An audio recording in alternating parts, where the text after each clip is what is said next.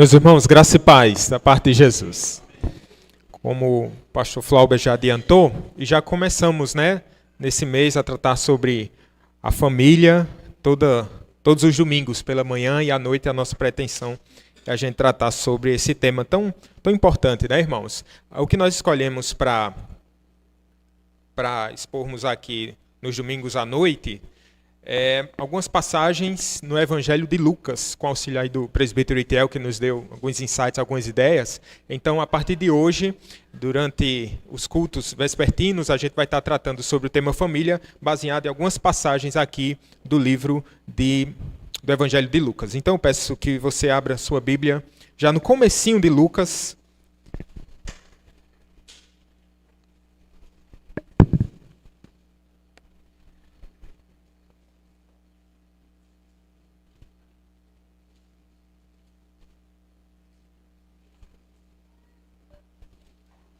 Hoje nós vamos ver sobre o tema Uma Família Marcada pela Fé. Lucas, capítulo 1, versículos do 5 ao 14.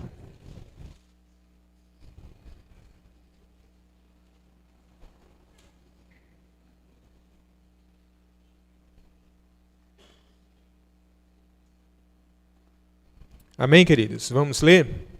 Peço que você preste atenção na leitura da palavra de Deus. Nos dias de Herodes, rei da Judeia, houve um sacerdote chamado Zacarias, do turno de Abias. Sua mulher era das filhas de Arão e se chamava Isabel. Ambos eram justos diante de Deus, vivendo irrepreensivelmente em todos os preceitos e mandamentos do Senhor. E não tinham filhos, porque Isabel era estéril, sendo eles avançados em dias. Ora, aconteceu que, exercendo ele diante de Deus o sacerdócio na ordem do seu turno, coube-lhe por sorte, segundo o costume sacerdotal, entrar no santuário do Senhor para queimar o incenso. E durante esse tempo, toda a multidão do povo permanecia da parte de fora orando. E eis que lhe apareceu um anjo do Senhor, em pé, à direita do altar do incenso. Vendo Zacarias, turbou-se e apoderou-se dele o temor. Disse-lhe, porém, o anjo: Zacarias, não temas, porque a tua oração foi ouvida. Isabel, tua mulher, te dará à luz um filho, a quem darás o nome de João. Em ti haverá prazer e alegria, e muitos se regozijarão com o seu nascimento.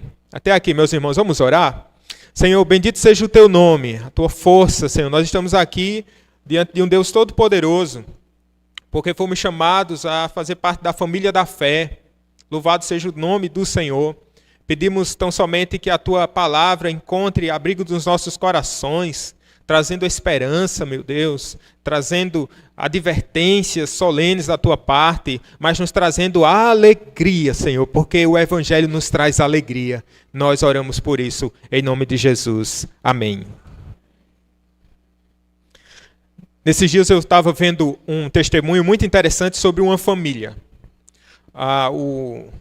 Sobre uma família aqui do sertão da Paraíba, que tratava e tinha um personagem principal que era ali o patriarca, um homem que tinha lá 8 ou 9 filhos, aquelas famílias bem numerosas das antigas, E aí era um homem incrédulo, um homem que se distante do Senhor e dizia ser ateu. Não só dizia, mas demonstrava com suas atitudes. Ele tinha o privilégio de ler, e ele chamava todos os seus filhos e lia a Bíblia. E ele lia a Bíblia, e depois de ler a Bíblia, ele dizia assim: está vendo que está escrito? Não é assim não. Ele lia a Bíblia para os filhos só para dizer que a Bíblia não era verdade. Era um homem muito materialista. Com o tempo ele conseguiu aquisições, muitas posses, muitas terras. Então ele, quando alguém dizia assim, os filhos diziam, por exemplo, a bênção, pai. Ele dizia assim só, abençoe. Ele não dizia Deus abençoe. Meu Deus, está vendo, irmã? E aí, ele dizia o seguinte, quando se falava em Deus, porque por ele estar prosperando, ele dizia, graças a Deus não, graças ao meu dinheiro. Ele batia no bolso e dizia assim, graças ao meu dinheiro. O homem era tão mau que um vilarejo nessa cidadezinha aqui da Paraíba passou por um grande avivamento. E uma igrejinha pentecostal saiu e instalou uma igreja nos arredores lá. E ele comprou o terreno onde estava construída a igreja e mandou destruir a igreja. Mandou destruir a igreja. Até que Deus resolveu agir. O nome do documentário é A Vingança de Deus. A Vingança de Deus. E como foi que Deus se vingou? Ele tinha lá todos os seus filhos, 8 filhos, né? Uma filha veio estudar em Campina Grande. No que ela veio estudar em Campina Grande, ela teve um encontro com o Senhor Jesus. E voltando lá para sua terra, ela começou a evangelizar os seus irmãos. E um a um foi se entregando a Jesus. De modo, meus irmãos, que todos foram alcançados pela graça de Deus. E esse homem que se chamava Jessé, ele morreu alguns anos atrás, ficou ilhado. E ali o documentário trata sobre essa luta tremenda na perspectiva de evangelizar o coração daquele homem embrutecido, um homem ateu, até que o Senhor se vinga de Jessé. E como é a vingança de Deus, irmãos? É salvando, até que ele se entrega ao Senhor Jesus. Nós nos lembramos, meus irmãos, que a família, ela faz parte do contexto da queda. Porque Adão e Eva, lá em Gênesis, se voltaram contra Deus, pecando contra o seu Senhor, se distanciando do Deus eterno, deliberadamente buscando agora não dar mais ouvidos ao seu Criador, se esquecendo, e através dessa família, todas as famílias da terra caem em desobediência também. Mas em Gênesis, nós ouvimos acerca de um Deus que é vingativo. Ora, meus irmãos, e qual é a vingança de Deus? Ele diz à serpente, eu vou mandar um filho da mulher e ele vai esmagar a sua cabeça. Dali, uma família que tinha saído dos propósitos da piedade, né? Do temor do Senhor, Deus coloca novamente nos trilhos, dentro desse plano eternal. E uma família agora a família faz parte do plano de redenção. Essa é a vingança de Deus. É interessante que os evangelhos, eles começam de maneiras distintas, né? Mateus, ele começa com uma genealogia, Marcos também começa com uma genealogia, e João, a gente viu sobre João, vocês não podem errar. Na verdade, Mateus começa com a genealogia, vocês não podem errar a forma como João começa. E João começa falando do verbo encarnado, né? Mas aí, como é que começa o evangelho de Lucas? Há uma introdução curta aí de 4 versinhos. Vamos ler juntos? Diz assim, visto que muitos houve que empreenderam uma narração coordenada dos fatos que entre nós se realizaram, conforme nos transmitiram os que desde o princípio foram deles testemunhas oculares e ministros da palavra, igualmente a mim me pareceu bem, depois de acurada investigação de tudo, desde sua origem, dar-se por escrito, excelentíssimo Teófilo, uma exposição em ordem para que tenhas plena certeza das verdades em que foste instruído. O doutor Lucas, ele faz uma pesquisa acurada e ele escreve, ele dedica essa exposição a um Teófilo, que pode ser um personagem ou um título, não é? E como é que ele começa essa exposição, essa narrativa? Com a família. Porque a partir do versículo 5, ele já começa a tratar sobre a família de Zacarias e Isabel. Ora, é a história da redenção que começa com a família. Se a história da queda começa com a família, a história da redenção começa com uma família. Desde os primórdios, é verdade, desde a semente prometida lá, Adão e Eva. Mas a família faz parte agora, é inserida na história da redenção. E eu queria acompanhar, meus irmãos, com vocês, essa família, uma família marcada pela fé. Vejamos, 3 coisas eu quero mostrar para vocês. A primeira delas é que uma família marcada pela fé, e com afirmações aqui, ela vive piedosamente. Qual é a marca? Se a gente pudesse transformar isso numa pergunta, como vive uma família marcada pela fé? Ela vive piedosamente. Veja comigo o verso 5. Nos dias de Herodes, é um contexto histórico aqui, rei da Judeia, houve um sacerdote chamado Zacarias, do turno de Abias, sua mulher era das filhas de Arão e se chamava Isabel. Lucas vai dar o contexto histórico aqui, nos dias de Herodes, e agora ele vai passar aqui para essa família. E ele vai tratar agora sobre a família de Zacarias e Isabel. Eles não são muito conhecidos na Bíblia. Ou melhor, sabe aquela família que ela fica conhecida por causa da fama do filho? Assim é Zacarias e Isabel. Uma vez eu estava falando sobre essa família, aí uma pessoa me encontrou durante a semana e disse: como foi edificante ouvir sobre aquela família. E eu passei a semana todinha lendo sobre Zacarias, sobre o livro de Zacarias, o profeta. Aí eu fui explicar a ele: não é o profeta, isso é outro, é o sacerdote e tal. Por quê? Porque não é muito conhecido, né? A gente não ouve muito falar. Mas, meus irmãos, a gente vai perceber aqui que essa era uma família, é uma família que tem muito a nos ensinar. A começar da sua linhagem. Lucas vai identificar quem era Zacarias, quem era Isabel, e eles são unidos aqui numa linhagem de fé. Ambos eles pertenciam à linhagem sacerdotal. O texto vai dizer de maneira muito clara que Zacarias ele era um sacerdote, e vai dizer que ele era um sacerdote do turno de Abias. Sacerdócio era uma função especial. Os sacerdotes eles eram responsáveis por oficiar nos sacrifícios e cerimônias diárias no templo.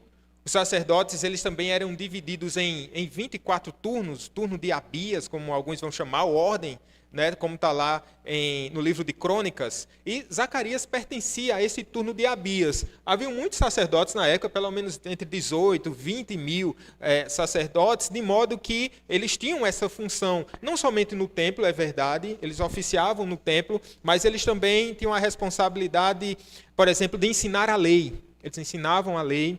Eles também observavam questões de saúde, por exemplo, o leproso. Lembram? A pessoa tivesse leprosa lá, eles queriam averiguar, ver se a pessoa realmente estava enferma ou se ela também ela podia voltar ao convívio social. Os sacerdotes estavam envolvidos nisso. Pois bem, Arão, né? Arão está aqui envolvido no texto, mas Zacarias, ele participava, ele fazia parte desse colégio sacerdotal, por assim dizer, e era um grande privilégio para um sacerdote, embora seja uma época aqui de muita frieza espiritual. Isso vai falar muito, vai ser um destaque nessa passagem por causa da piedade de Zacarias e Isabel. O fato é que havia um sorteio lá, no qual os sacerdotes eles tinham um privilégio, eles não moravam em Jerusalém, mas moravam muitos deles distantes, e quando eles eram sorteados, havia um sorteio aqui, o texto vai falar um pouco sobre isso, então eles tinham a oportunidade de ir ao templo, e aí eles acendiam incenso lá, e eles passavam ali 2 semanas. Alguns historiadores vão dizer que, pela quantidade de sacerdotes, talvez esse fosse um privilégio único na vida desses homens. E o texto aqui vai coincidir justamente com esse sorteio e com essa ida de Zacarias ao templo. Ou seja, ele faz parte da família da fé, porque o sacerdócio foi algo inaugurado pelo próprio Senhor através, né, de Arão, e tem ali a tribo de Levi. Então é de uma tribo específica e de uma família específica, tal qual aqui Isabel, porque Isabel, o texto vai nos dizer que ela também, sua mulher, era das filhas de Arão. Ou seja, era da mesma linhagem. Então, era uma prerrogativa, ou pelo menos um incentivo, na época, que os sacerdotes eles buscassem se casar com pessoas que faziam parte da linha sacerdotal, da linhagem sacerdotal, também para preservar, né, esse ofício, esse sacerdócio junto ali da mesma família. É assim que eles se encontram, é assim que eles se casam. Se a gente começar a pensar aqui, onde foi que eles se encontraram? Talvez na igreja, né? Para você que está solteiro, será que a sua, né, futura esposa não está aqui nessa noite, né? Tá. Então, eles faziam parte, mas não somente faziam parte de um povo. O texto vai além e vai mostrar o caráter de Zacarias e Isabel. E o verso 6, curtinho assim, essa sentença inicial, ela é muito interessante, porque diz assim, que ambos eram justos diante de Deus. O texto vai dizer que eles andavam irrepreensivelmente em todos os preceitos e mandamentos do Senhor. Eu falei a vocês que aquela era uma época de muita frieza espiritual, onde havia um distanciamento da fé. E é muito interessante porque é nesse contexto que Lucas vai olhar e focar em Zacarias e Isabel, mostrando havia ali um remanescente fiel que vivia de maneira irrepreensível diante do Senhor. Aqueles que amavam a lei de Deus e eram pessoas justas. Às vezes a gente estremece com esse tipo de sentença, irrepreensivelmente, né? Pessoas, e aí a gente lembra de alguns personagens, tal qual Noé, né? Era um homem justo. O rei Asa, né? Vai dizer lá que Asa era um homem justo. Então, pessoas que têm um caráter assim que tem um certo destaque. Mas a gente não precisa esticar muito essa corda, tá bom? Por quê? Porque dentro do contexto de queda nós sabemos que todos pecaram e carecem da glória de Deus. Por outro lado, nós entendemos que há uma possibilidade da gente sempre crescer mais na fé. E nós devemos tomar isso como exemplo. Em tempos de frieza espiritual, nós vivemos ou não, irmãos, num tempo de frieza espiritual? Né? De frieza espiritual, de muitas pessoas que se distanciam de Deus, um ateísmo prático, de tanto distanciamento. Mas Deus preserva o nosso coração, Deus preserva o remanescente fiel. E a gente tem que se desvencilhar dessa frieza. E aquecermos o nosso coração na presença do Senhor Deus. Buscando o quê? Viver de maneira justa. Buscando ser cheios do Espírito Santo. O fato é que eles fazem aqui uma família, eles formam uma família. E não sabemos se esse casal tinha, como uma linguagem moderna, gênios compatíveis, ou se eram a metade um do outro.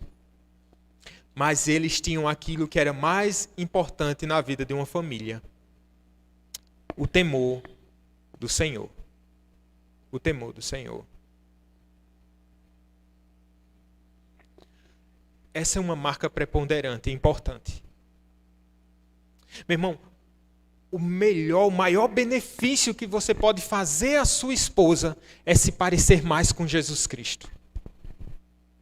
O maior benefício que uma esposa pode fazer ao marido é se submeter mais a Cristo. O maior presente que um filho pode dar aos seus pais não é uma nota 10 no boletim. Se bem que você deve se esforçar por isso, tá bom? Senão você vai ter problema em casa, tá certo? Mas é você viver honrando a Deus. Porque o 5º mandamento está na 2ª tábua. Ela vem depois do honrar a Deus sobre todas as coisas. Então, decorre uma consequência de amar a Deus. Quanto mais você amar ao Senhor, seu Deus, consequentemente, isso tem que ser algo plausível, prático. Não diga que ama ao Senhor, seu Deus, se você não é um filho melhor. Não seja um crente zeloso e ao chegar em casa, toda a sua confissão de fé verbalizada e por água abaixo. Mas é algo que nos acompanha.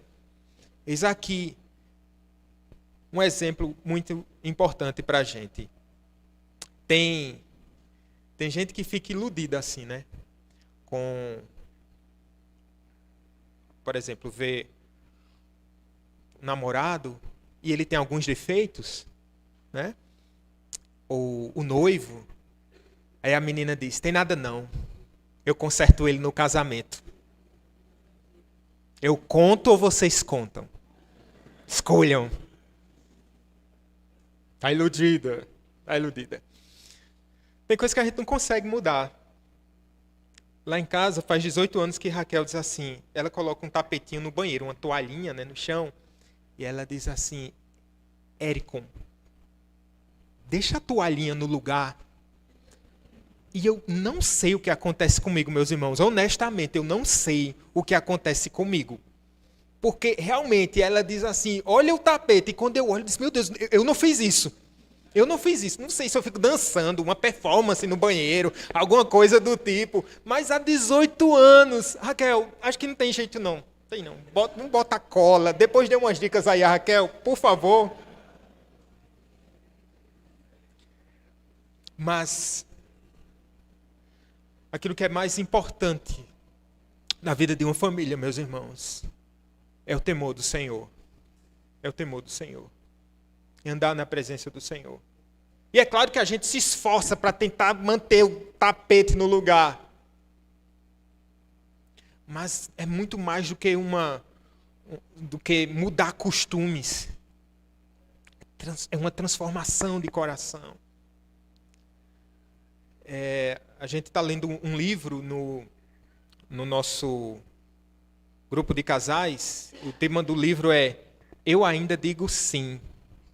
Dave Harvey, né? E ele diz assim, é uma experiência, ele escreveu, quando pecadores dizem sim, acho que ele tinha 10 anos de casado. E com 35 anos de casado, ele escreve esse outro livro, Eu Ainda Digo Sim. E ele diz que a experiência de ter um casamento, né, de muitos anos é como se você estivesse casando com várias pessoas. Da transformação que essa pessoa passa. E aí há transformações físicas, há transformações emocionais, há tanto tipo de transformações, com a casa cheia de menino, depois o leito vazio, enfim, várias fases.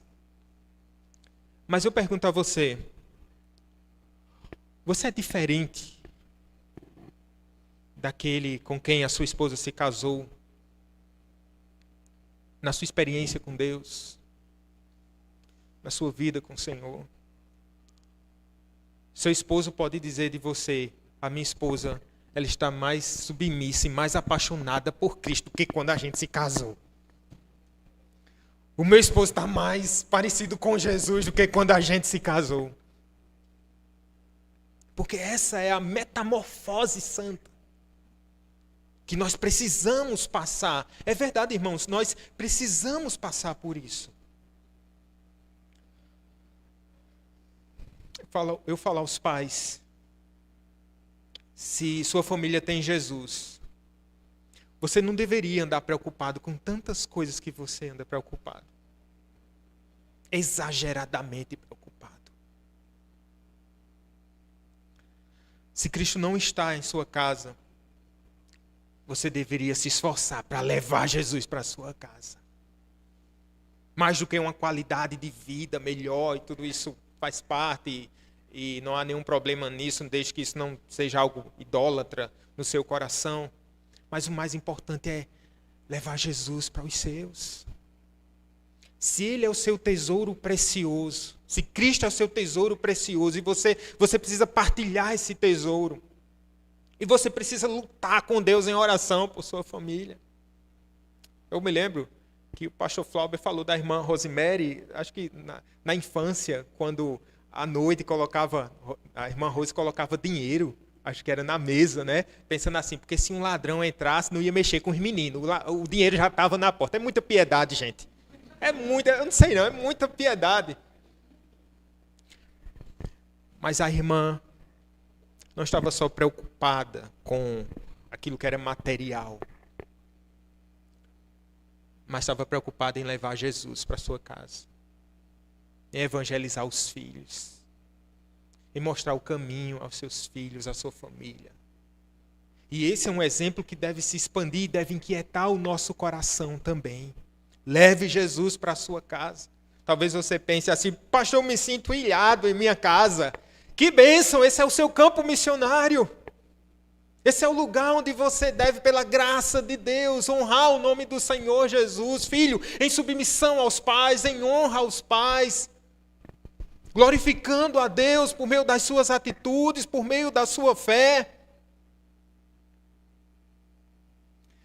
Me marcou bastante no documentário essa jovem, na época era uma jovem que veio estudar em Campina Grande, ela ouve o evangelho, mas ela não guarda para si. E ela ousadamente vai levando ali o pai ateu, um homem duro. Quando elas saíam para a igreja, ela dizia assim: vocês são tudo uns besta, né? Velhinha era ruim mesmo, viu? Era a gente, né, na verdade. Coração incrédulo. Vocês são uns besta. E ela ali, partilhando o evangelho. Ela viu os frutos, ela viu os resultados. Eu não sei se você verá a tempo os resultados. Isso não compete a gente, na verdade. Mas você é o missionário na sua casa. Vai e pregue por fé. E eu sei que muitos de nós aqui temos experiências de salvação em casa, por meio desse fruto do evangelho que foi levado até os nossos. Então, meus irmãos, uma palavra aos noivos também, namorados, os solteiros. Olha, não é só o fato da pessoa, eu comecei aqui, né, dizendo assim, talvez o seu futuro namorada esteja aqui, tá, sua esposa. Mas não é só o fato dele estar na igreja, ok? Teste esse cabra. Eu sei, tem gente que vem para a igreja só arrumar namorada, viu? Tem. Teste. Me lembrei de Sara e Mateus. Sara e Mateus estavam assim, conversando para namorar. Sara botou Mateus para orar 3 meses. Botou Mateus para orar 3 meses. Quando terminou os 3 meses, Sara colocou ele para orar mais 3 meses. Mas louvado seja Deus por essa família aqui. Família que vive na fé. Mas é caminhar, irmãos. Então, esse é o primeiro ponto para a gente seguir adiante. Uma família marcada pela fé, ela vive piedosamente. Você tem buscado viver piedosamente? Ou você fica esperando o outro, né?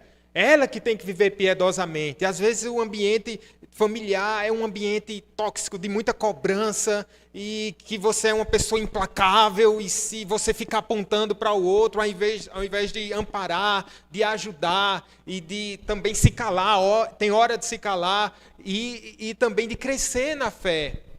É você que deve buscar o Senhor. Né? O cônjuge, ele santifica aquele que não é piedoso, que não é da fé. Santifique-se a si mesmo, busque ao Senhor, faça o que lhe compete, meu querido irmão, minha querida irmã. Às vezes é um ambiente de muita acusação, tão difícil, ou cobrando que o marido se converta ou que a mulher se converta. Né? Eu sei que é um amor, eu sei que é um zelo, mas pregue através do seu testemunho. Verbalize também, mas pregue através do seu testemunho. Agora, irmãos, uma família marcada pela fé enfrenta e suporta as dificuldades. Olha o verso 7 aí, porque a gente pode pensar assim, eita, 1000 maravilhas, era uma família piedosa, uma família assim de destaque. Pouquíssimas famílias são tratadas na Bíblia assim com tanto destaque como Zacarias e Isabel. Então, beleza. Vamos caminhar um pouquinho com eles. Olha o que diz o verso 7. É um verso curto, mas que trata sobre a história de algo que eles enfrentaram. E não tinham filhos, porque Isabel era estéril, sendo eles avançados em dias. Eles passavam por dificuldades. E é importante a gente pensar, que dificuldade era essa? Isabel estéril, eles já estavam na velhice. E isso mostra que casamento não é conto de fadas. É algo maravilhoso. Deus manifesta a sua graça de maneira poderosa. Mas, possivelmente, você há de passar por aflições. Converse um pouquinho com quem já caminhou 5, 10, 15, 20, 30 anos. E houve aqui uma dinâmica de manhã, né? Eu perdi. Dos problemas, pronto, depois a gente coloca uns. Meu pastor. Porque a gente passa por dificuldades no relacionamento. Dificuldades porque quando pecadores dizem sim. Dificuldades por meio de provações. E esse é o caso aqui, provações que vêm da parte do Senhor. E a gente vai ver que é para a gente experimentar depois da bondade do Senhor. Mas chama a atenção, porque eu disse a vocês que o problema era qual? A esterilidade. E o que é isso? Ela não podia ter filhos. Aí você pode dizer, é sério, pastor, que esse é um problema? Isso não parece ser um problema, não. Parece que isso é algo legal, não ter filhos. Eu espero que você não pense assim. Há um estudo, né, realizado em 2023, realizado na Polônia, e o tema era tratando sobre mulheres, mães que tinham se arrependido de ter filhos. Um estudo em 2023, realizado na Polônia, estima que 5 a 14% dos pais se arrependem da sua decisão de ter filhos e optariam por não ser pais se tivessem uma nova chance. Essa matéria é da BBC. E há aqui alguns relatos, falas de mulheres que se arrependeram. O tema da matéria da BBC é as mulheres que se arrependem de serem mães. Uma armadilha impossível de escapar. Essa é a fala de uma mãe da Austrália. A mãe de uma menininha de 5 aninhos. Ela diz, a maternidade é repleta de doces momentos, mas eles não compensam a liberdade que eu poderia ter no lugar deles. A mãe de um menino de 10 anos, ela disse o seguinte, a maternidade acabou com a minha saúde, meu tempo, meu dinheiro, minha força e meu corpo. Segundo ela, o preço é alto demais e o custo é para sempre. Uma matéria da Veja agora, de 2025, falando sobre, o tema é o direito de dizer não, laqueadura dispara entre as jovens no Brasil, em meio a uma série de avanços no terreno da contracepção, o país flexibiliza o acesso ao mais radical dos métodos. O relato de um jovem só de 23 anos, que optou por fazer vasectomia, no caso aqui um homem. Ele diz assim, não é simples colocar um filho no mundo do jeito que está. Tenho muitos planos e uma criança os atrasaria. Será que, de alguma forma, esse pensamento também tem invadido, meus queridos irmãos, as igrejas? Eu temo que sim. Talvez não de maneira tão explícita, mas de maneira implícita ali.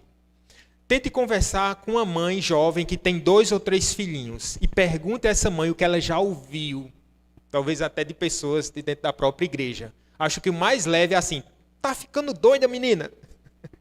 Tu tá maluca, menina? Ou alguma coisa do tipo, não, é melhor vocês se estabilizarem antes, né? Ter, né, como comprar bens e tal, ter uma casa e tal. Tudo bem, meus irmãos, ok. Mas será que o que é que está escondido dentro de uma fala dessa? Será que não são coisas que vêm do mundo e acabam entrando na igreja e agora a gente está olhando como maldição ou como uma coisa não tão legal aquilo que Deus fez para abençoar? Há no mundo secularizado um egoísmo, porque as falas são as seguintes aqui, eu não tenho tempo, ou vai me atrapalhar, ou vai atrapalhar os meus planos, ou isso, ou aquilo e tal. Imagine se seu pai tivesse pensado isso sobre você. Aí você diz assim, é muito trabalhoso, e é trabalhoso mesmo. É trabalhoso ter menino, é ou não é? As mamães aqui devem estar com as olheiras, alguns pais também, né? Fralda, o negócio é bem complicado. Então eu estava dizendo, pai, eu quero o álbum da Copa. Eu fui calcular quanto era para completar aquele álbum. Eu disse, meu Jesus, meu filho, acho que eu vou comprar só o álbum, porque os cromos não. Viu? Quem quiser doar cromos, pode doar para o Heitor. Mas, meus irmãos, não chame de maldição aquilo que Deus fez como bênção. No ato da queda,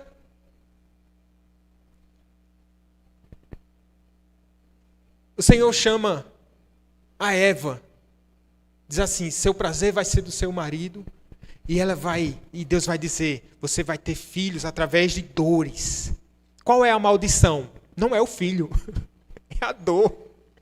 No meio da dor nasce um filho. Agora pergunte a uma mãe se ela lembra da dor. Se comparada ao prazer que é ter os filhos, essa dor ela é minimizada, por maior que tenha sido o sofrimento. Meu Deus, essa foi a maldição. A mulher vai sentir dor, mas ela vai ter filhos, e não somente isso, é através de um filho da mulher, da que caiu, da que se afastou do Senhor. É do seu ventre que virá um Salvador. É dessa linhagem. Vamos caminhando na história da redenção, vamos puxando as páginas da história da redenção, e puxe, e você verá a promessa de Deus se cumprindo através de um filho bendito. Não chame de maldição. Voltando aqui para a história de Zacarias e Isabel, eu disse para vocês que era algo muito difícil naquela época. E eu sei que há crentes que sentem isso. Alguns que perderam filhos no ventre ainda. Alguns que estão tentando aqui engravidar e não conseguem. Talvez você esteja sofrendo. Deus lhe abençoe com filhos, em nome de Jesus, segundo a sua boa vontade. Mas a ausência de filhos na época era algo econômico e socialmente desastroso. Por que economicamente? Porque os pais não teriam alguém para sustentá-los quando chegasse a velhice. E aqui talvez Zacarias e Isabel já estivessem preocupados, né? Talvez você esteja preocupado aí. Meu Deus, a gente não se aposenta não. E o negócio está ficando difícil, a idade está chegando, o que é que vai ser da vida da gente? Mas socialmente também. Porque o fato de ser estéril estava ligado, assim, à concepção popular de que havia uma maldição. Deus amaldiçoou aquele casal. Ou tinha tido algum pecado. Então, para a mulher era muito difícil. Por que Deus não está lhe dando filho? A gente não faz, né? Essa ligação direta assim, a coisa não está bem para você não, acho que você pecou. Da mesma maneira, certamente Isabel sofria esse tipo de pressão. E que crise eles devem ter passado, né, meus irmãos? Mas, ressalto, precisamos estar preparados para enfrentar dias difíceis. Piedade não é sinônimo de tranquilidade no que tange às dificuldades da era presente.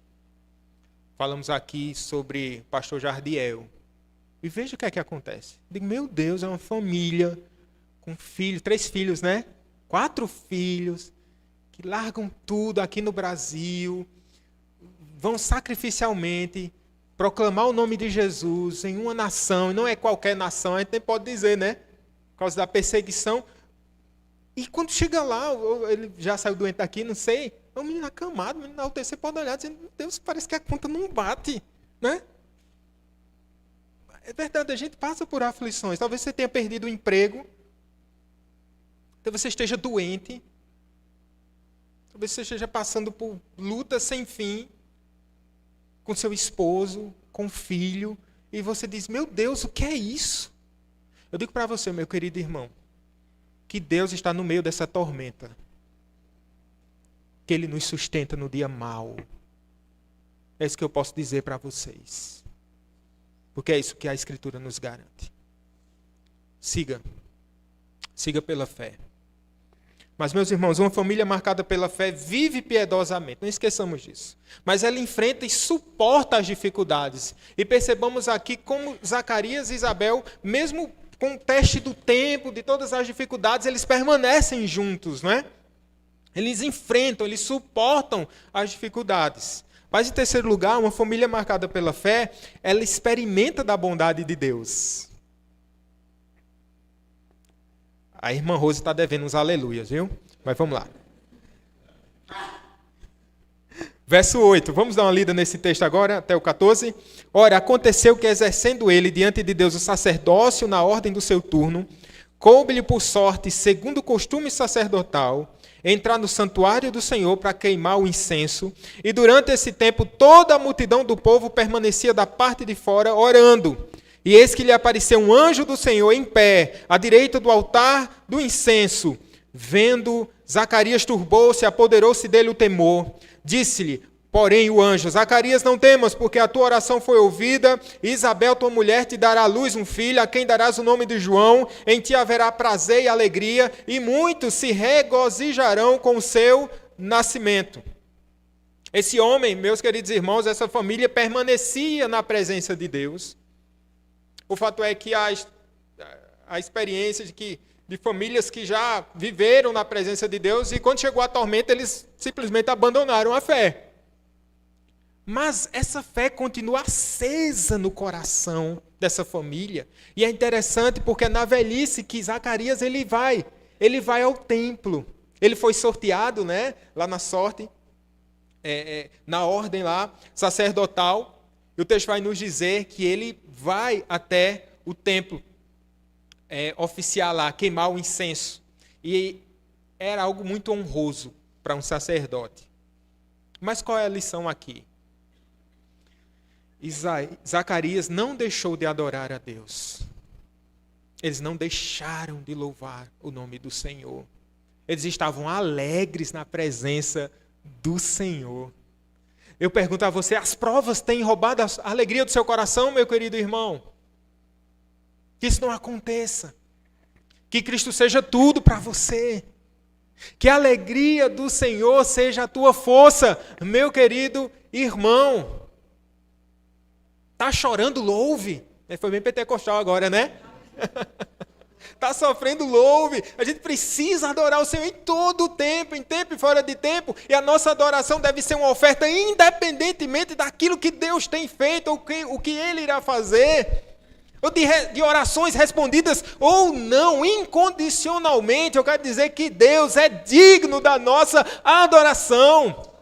Deus é digno do nosso louvor. Precisamos caminhar.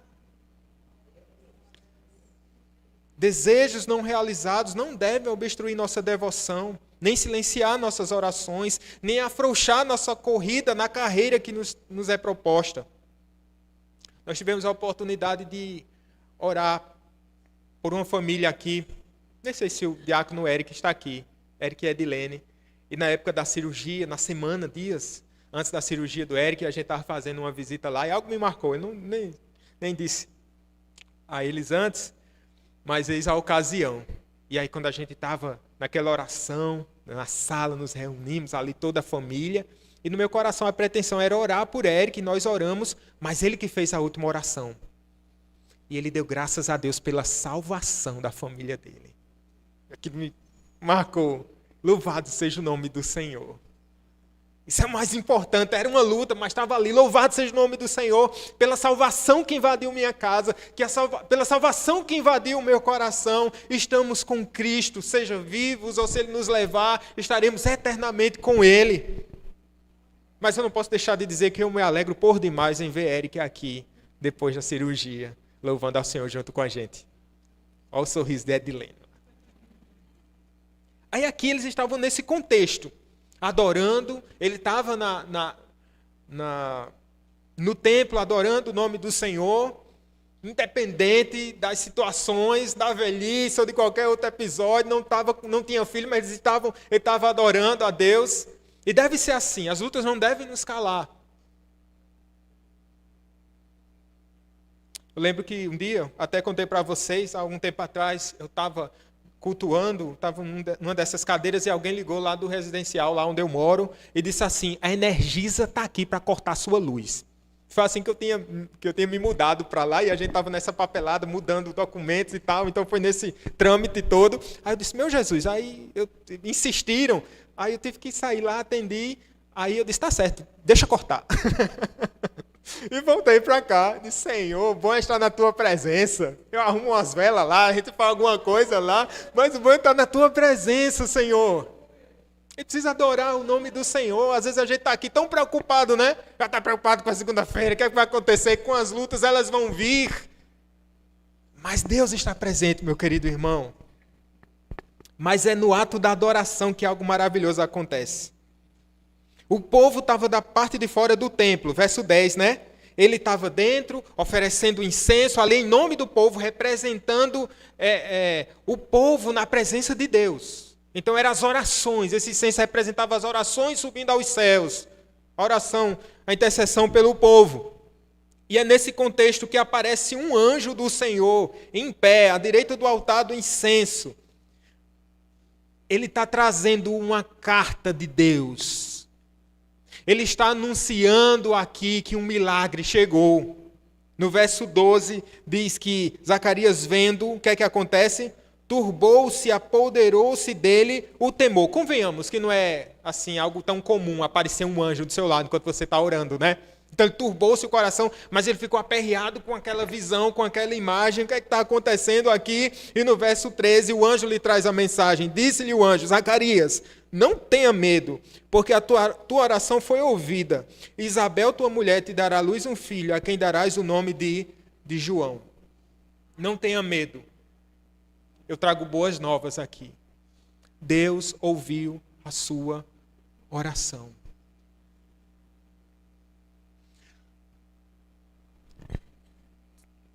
Zacarias estava orando pelo povo. E talvez empolgado e alegre. Não tinha pensado que Deus tinha ouvido a sua oração. Você está orando pelo povo. E eu quero lhe dizer que Deus ouviu a sua oração. É a sua oração. Porque esse Deus eterno, que habita na eternidade, cheio de majestade, Ele se importa com você, meu irmão. Onde está seu filho nessa hora? Deus se importa com seu filho. Onde está a sua esposa? Deus se importa com ela. Onde está o seu pai? Onde está a sua mãe?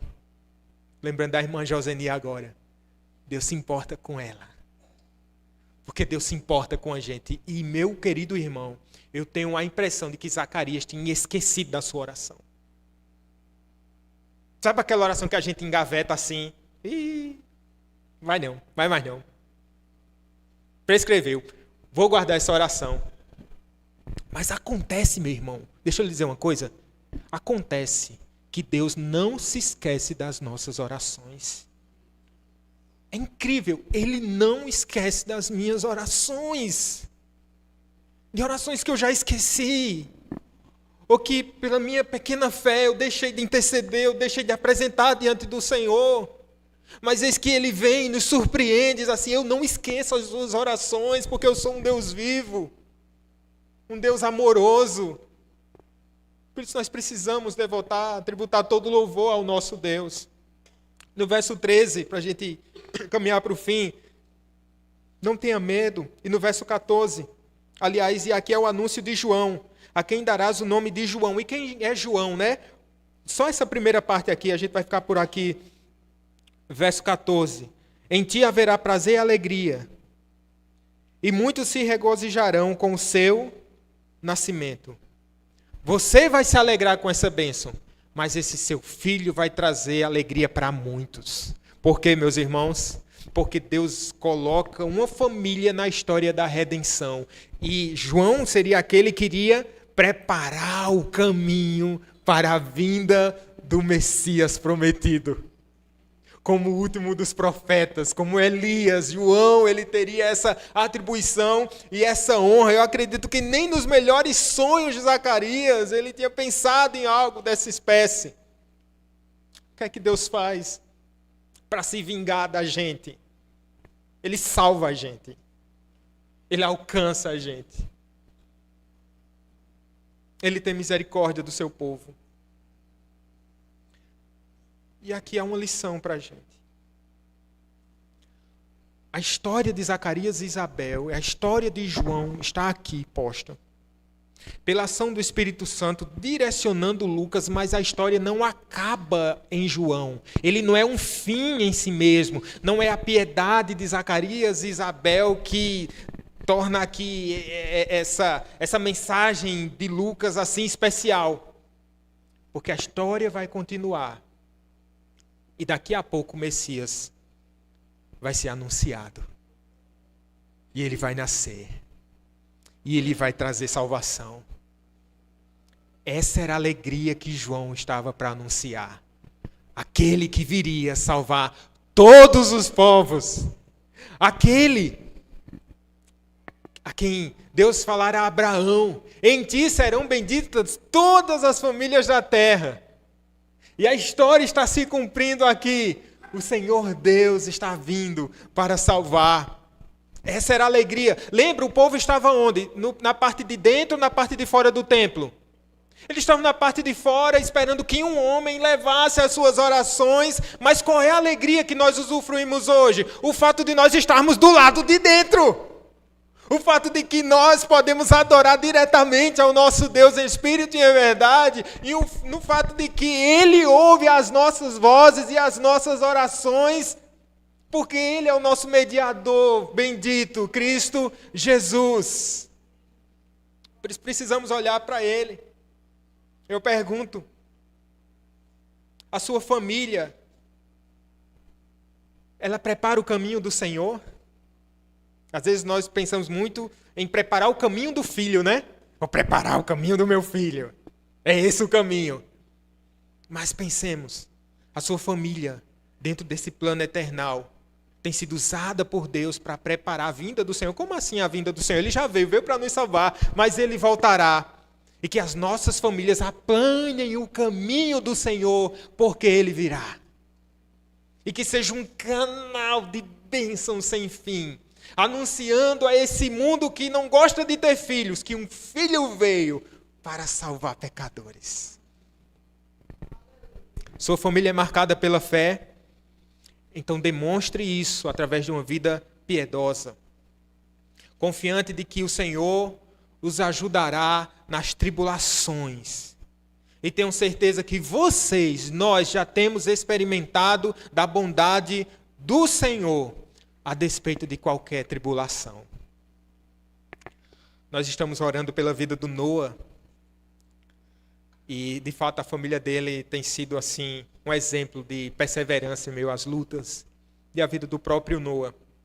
E aí circulou, né, no grupo do WhatsApp, uma canção que uma tia fez, né, diante daquela experiência, para colocar para o Noa ouvir, segundo o próprio relato do Noa, de fé. Então ela compôs, e está aí a canção no WhatsApp, depois você deve ouvir, mas eu transcrevi aqui a letra da canção. Ele diz assim: vou subir a montanha, segurando tuas mãos. Descerei a montanha, com tua luz sobre mim. Não importa mais nada, pois eu sei que eu te vi. Resplandece tua glória em mim. Como Moisés que te encontrou, tua face viu e se alegrou. Nada importa mais diante de quem tu és. Quando desceu, tua face resplandeceu. Não importa mais nada, pois eu vi quem tu és. Resplandece tua glória em mim. Vamos orar, meus irmãos.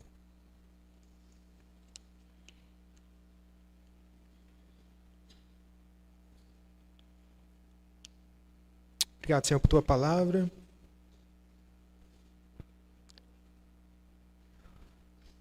Obrigado porque o Senhor se vingou de maneira tão doce. Eis aqui pessoas que não mereciam a salvação, mas que, não obstante, o Senhor alcançou com sua graça maravilhosa. Que o nosso desejo seja esse, de viver para ti, Senhor, conhecendo quem tu és. Ajuda-nos nas nossas tribulações. Famílias aqui que estão passando por tremendas dificuldades, meu Deus. Que não deixemos de olhar para ti. Ó Deus amado. porque nós temos experimentado da tua bondade. E a tua graça é melhor do que a vida, Pai. Assim nós oramos em nome de Jesus. Amém.